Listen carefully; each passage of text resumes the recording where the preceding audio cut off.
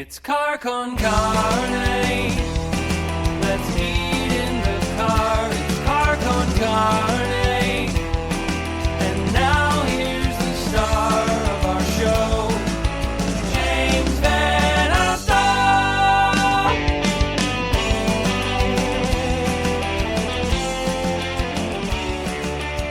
And we are live. It is Car Con Carne.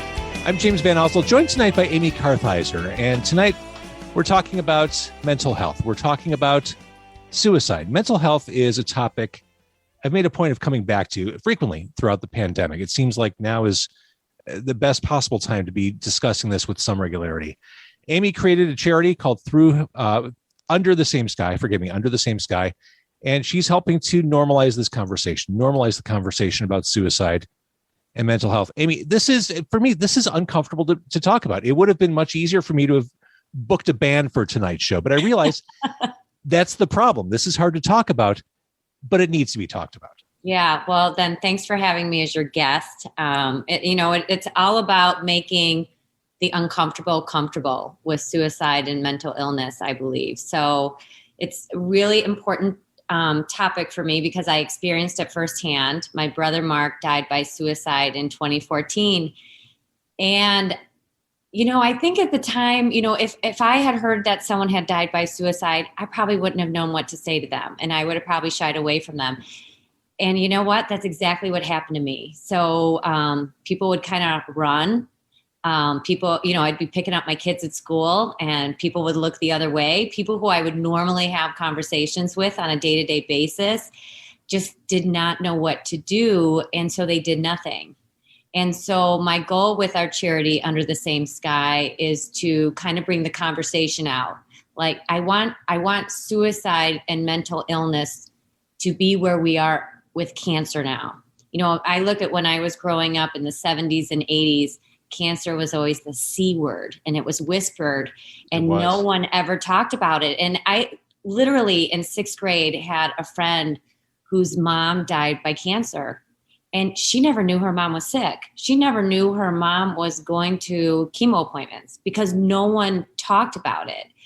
And I look at where we've come over these years, and I honestly believe that if, Mark would have died by cancer, people would be more comfortable saying, oh my gosh, how long was he sick? What type of cancer did he have? Where did he receive help? Did he ever go into remission? Like there would have been so many questions.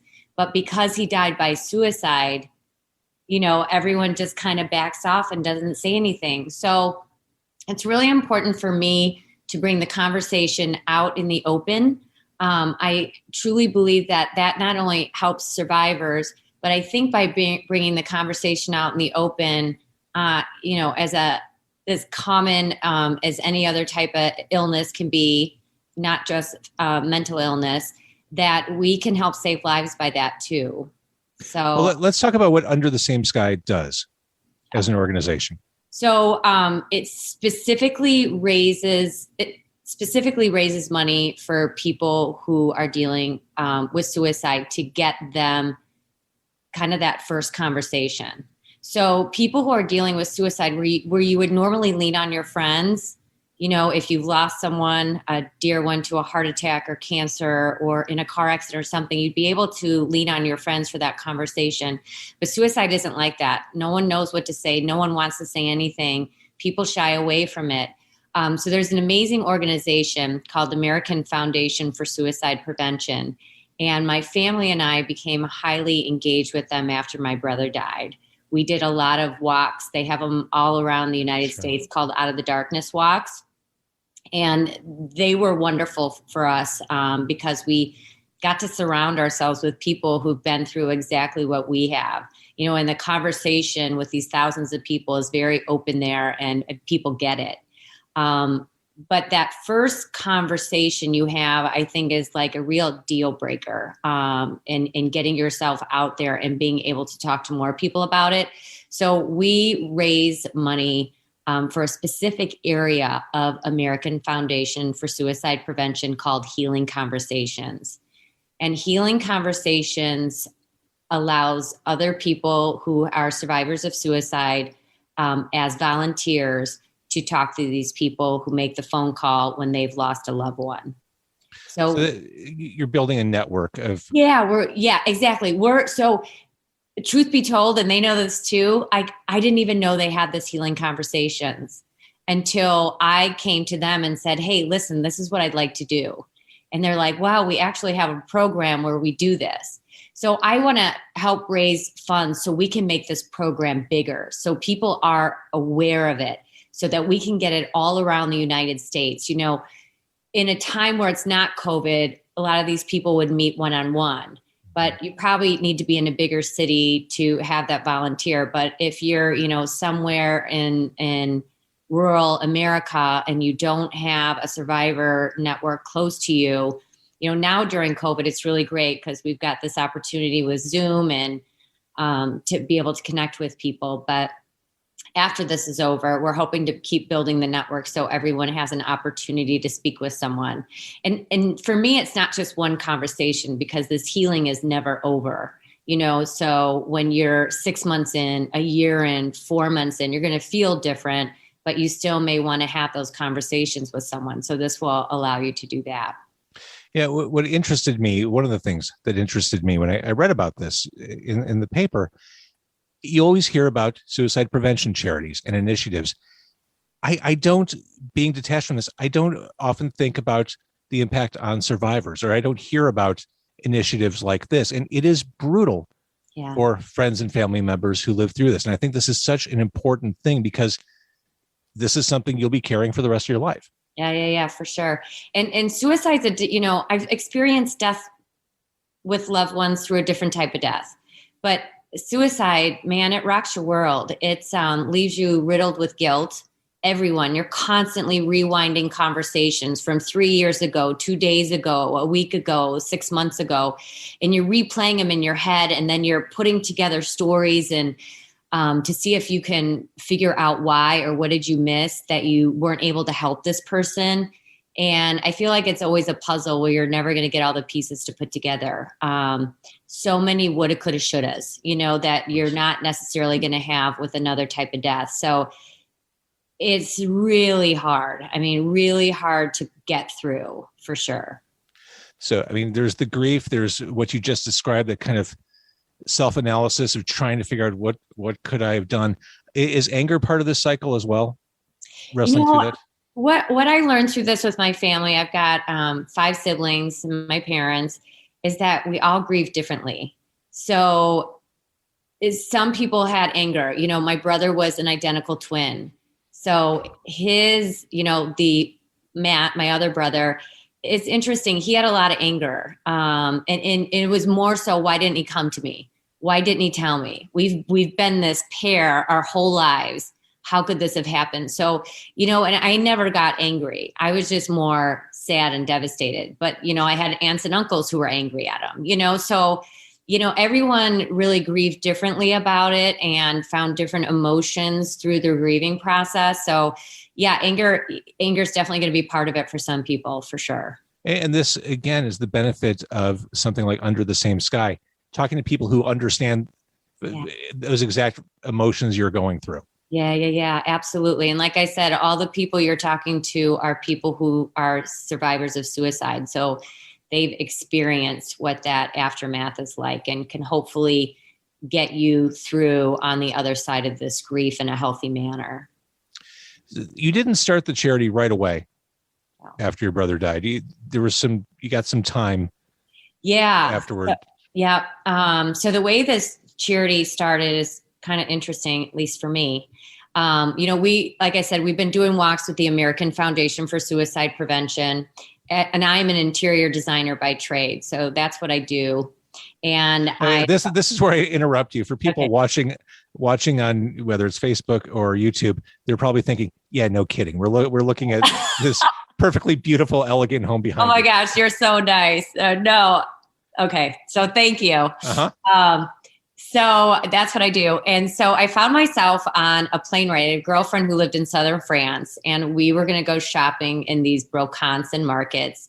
And I had just gotten a new studio, and I thought, literally on the plane, like, that would be amazing if I brought back all these things from France And what if I started to set it up in my studio and I did like a pop-up shop and people would come and buy things and I'd raise money for the American Foundation for Suicide Prevention. So that's how it started, was on that plane ride. All of a sudden I found this gorgeous armoire I needed to have, but you've got an armoire. So now you've got a big container and now you're shipping that container whether it's full or not, no matter, you're paying the same amount of money. So you might as well just stuff it with everything you can. So we would run around these markets. I'd be carrying tables on my head and dumping it off in the truck, and we'd get chairs and blankets and caftans, and all these things we could find. And then I shipped it home. And then I took my family to Morocco and we did, and all of a sudden I became like on this mission to travel and find things and bring them back. And I sent out invitations, wasn't sure if anyone was going to show, but I did like a first look event for the first night the pop-up shop was open, and I charged a minimal fee for people to come. And we sold out in like 2 weeks, the tickets for everyone to come. And people came and we sold out of everything that I had purchased from France and Morocco. So I went back and I went to India. I went to Myanmar. I went to Bhutan. I was became crazy with travel and trying to get new stuff for everyone so they'd keep coming back and it wasn't the same old stuff. So that's, that pop-up shop is what got me going on trying to raise more money. And then the summer that Kate Spade and Anthony Bourdain died was really devastating. It was the same week anniversary that my brother had died.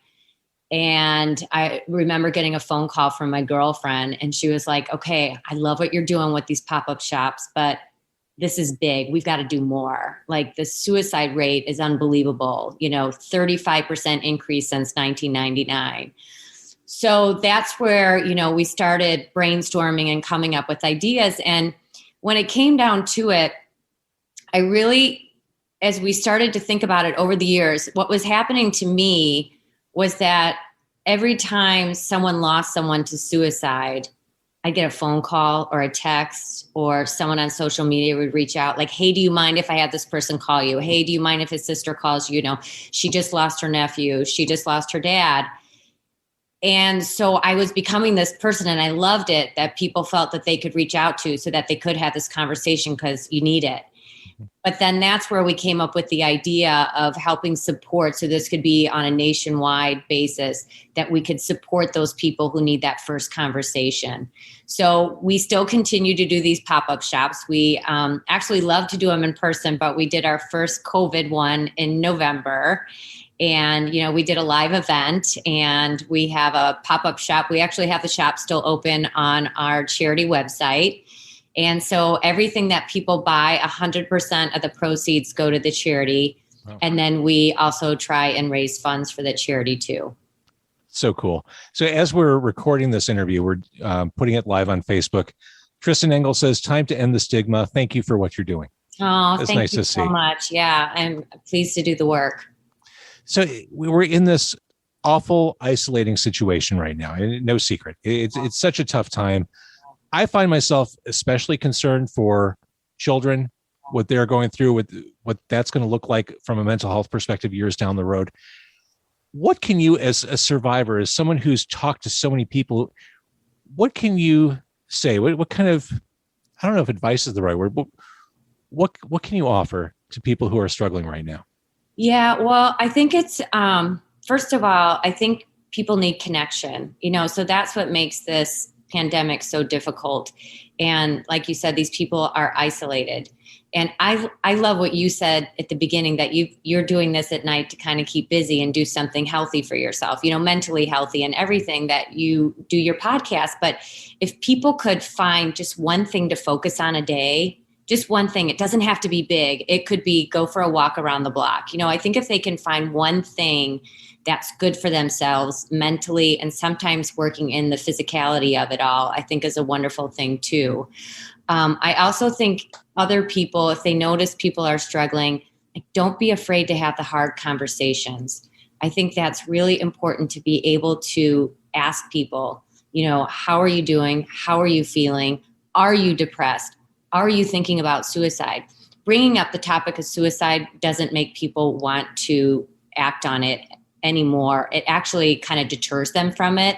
And it actually helps them a little bit in thinking through, that they don't want to do it just by opening up the conversation. And I think it's that person needs to just be very present in the conversation. The person who's opening up the conversation just needs to be very present and listen, and maybe not try to fix everything for this person, but just to be there. So, I'm a walker and talker. Since my brother died, I put on my headphones and I go walk down to Lake Michigan, and I actually talk out loud to him. So that's kind of my healing. But I think that's, even if you're not a suicide survivor, I still think it's healthy, put on your music or just go down by the lake. And just, I think being outside in nature, it's hard when it's 20 or 30 below, but with COVID, at least we've got our masks on. It helps. I've been wearing balaclavas now when I go out, just because it's so cold. I put on snow pants, but I think getting outside is just such an important part of this. I completely agree. And I did just that. I got to a point, I don't know if I was depressed necessarily. I know I wasn't feeling awesome. Yeah. Like last summer, I'm like, I'm going to start going for walks. And I went for walks every day. And exactly what you said, just getting out, throwing my headphones on, and just being outside, moving, and just having that. Yes, I was alone, but I felt very in touch with everything. So it makes you feel a little bit more real, because you're passing people all the time who are doing the same thing, especially on the lakefront. And, when the pandemic first started, every day I'd make my kids get outside, go for a walk. I'd love it if you did it with me, or we do it with the dog. But if you just need to go by yourself, that was a goal every day for all of us. And it's interesting, I've got teenagers. So I've got a 15-year-old and 13-year-old. And as my little sister would tell me, we're hyper aware of any type of, are you depressed? Or, I'm hyper aware of my kids. And we have, since my brother died, we have always had the conversation about mental illness, and they've known about suicide. And I think it's really important to start that conversation as early as you can. But my daughter in particular is really vivacious. She needs people. She wants to play every sport. She's the kid who cries on Martin Luther King Jr. Day because they don't have school. She wants to be out there with her classmates and her friends. And man, did this change her. The first 7-8 months, crying all the time, didn't want to leave her room. It was devastating for me, because, as much as I'd always talk about talking about it, I almost couldn't get through to her. And it really made me realize how difficult sometimes, as much as we want to have the conversation, maybe people aren't always receptive to the conversation. So, if you can stay on people, just keep up with them. How are you doing today? Is there anything I can do for you today? I'd love to be here for you if you just want to talk. I think that can help them get out of their heads. I think a lot of it, we get in our own heads, and we create these stories about what our day is or our life is about. So, but that was a really big firsthand experience for me. Isn't it interesting? We talked about your business, Amy Kartheiser Design. That's defined you for however many years. This new track you're on is also every bit as much a defining thing for who you are in the present day. This is kind of taking you in a direction you probably never could have imagined. And it's become this really important mission. I think it's really cool what you're doing. Oh, thank you so much. I'd say it's the biggest thing I've ever done, and I'm really proud of it. I think my goal when I started, started the walks, raising money for American Foundation for Suicide Prevention. And my goal has always been, I never want any family to experience the pain that we did, because it's gut-wrenching. And that is my goal. If you can save one life by being out there, by being authentic, by being real and having the conversation, I think that makes everything worth it. And again, it is just having those conversations. It's normalizing it. Just having this 15-minute chat tonight. It's just getting it in front of people, and maybe they're not going to listen to the whole thing. Maybe they caught bits and pieces, but it just keeps those seeds planted so that it's something to keep growing and developing over time. It's such important stuff. I really appreciate what you're doing. And from this horrible tragedy, so many of us can't even fathom. You've built something really inspirational and wonderful. So keep up the fantastic work. Thank you so much. I will. Yeah, it gave me strength I never knew I had, so I'm happy to use it in a positive way.